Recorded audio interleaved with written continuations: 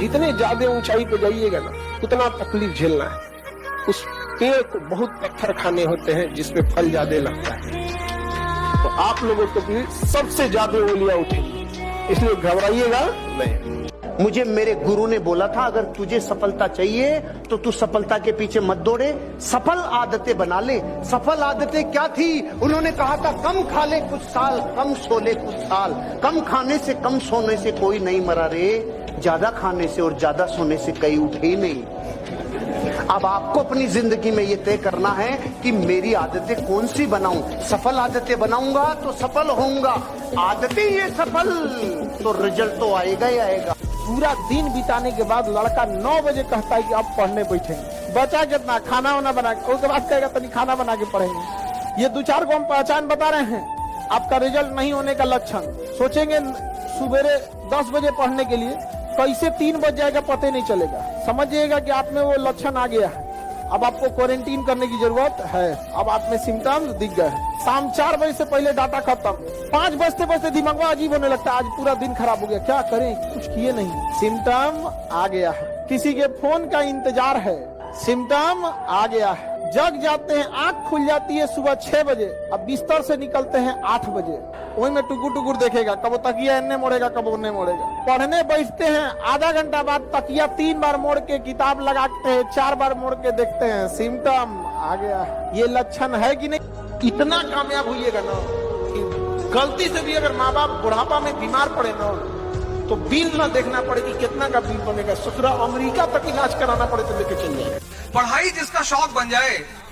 Doctor B.R. Ambedkar, जब उन्होंने अपनी लाइब्रेरी खोली, डॉक्टर B.R. अम्बेडकर ने मुंबई में, तो उनकी अपनी किताबें थी 50,000 अपनी। वो भी कब? जब 1916 में उन्होंने लंदन से अपनी किताबें इंडिया भेजी। 1916 फर्स्ट वर्ल्ड वॉर चल रहा था, तो जर्मनों ने उस जहाज को डुबो दिया। 50,000 65,000 के आसपास किताबें डूब गई। तब 50,000 उनकी अपनी लाइब्रेरी में 50,000 किताबें, अपनी किताबें, किसी से मांगी हुई नहीं। और उन 50,000 किताबों ने उस आदमी को, जो अछूत समाज में पैदा हुआ, जिसको लोग पानी नहीं देते थे, उसको चेयरमैन बना दिया इंडियन कॉन्स्टिट्यूशन के ड्राफ्टिंग कमेटी का। तुम किसी चीज को अपना शौक तो बनाओ। ज्यादा घमंडी आदमी के पास आ जाएगा तो कहेगा तोरा खरीद लेंगे, तोरा खरीद लेंगे। औकात है कोई किसी खरीद ले? शरीर में 1 करोड़ का सामान है, किडनी 2 गो है, खरीदी बेचिए ना यहाँ पे। आंख, हृदय, लीवर 25 लाख। खड़े बोलते हो खड़े खड़े खरीद लेंगे, हमारा कोई बोला हम खरीद।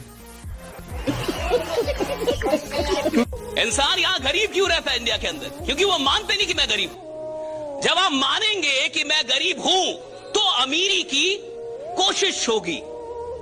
जब आप मानेंगे कि मेरे पास कुछ नहीं है तो उसे प्राप्त करने का जरिया खोजेंगे। जब आप मानेंगे मैं कमजोर हूं तो मजबूत बनने का परिश्रम करेंगे। लेकिन जब आप माने ही ना कि मैं गरीब हूं तो अमीर बनने का कोई प्रश्न उठता ही नहीं। और भारत में ना तो सही से दर्शन हुआ और ना तो सही से इंडस्ट्रियल रेवोल्यूशन आया। ना हम पैसा ही सही से समझ पाए, ना अध्यात्म ही समझ पाए। हम बीच बीच में रह गए। जहां पैसों की बात हुई हमने अध्यात्म ला दिया और जब अध्यात्म की बात हुई तो बीच में पैसा लेके खड़े हो गए। तो कहीं से सही से चीजें नहीं हो पाई। गांव में अभी भी, शहर में क्या है तो महिला फटकेंगी चावल नहीं, क्या करेंगी?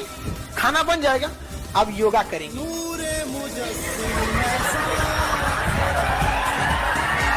अरे बकलोलिया, कैला योगा से कौन सी फायदा हुए? चावल में फटक लेती।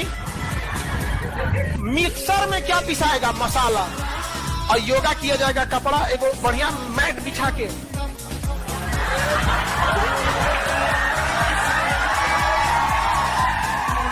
पीस लो। गांव की महिला देखिएगा ना, धा पीसेगी इसमें, और उसका लोढ़ा खड़ा करके काट देगी पूरा लोढ़ा।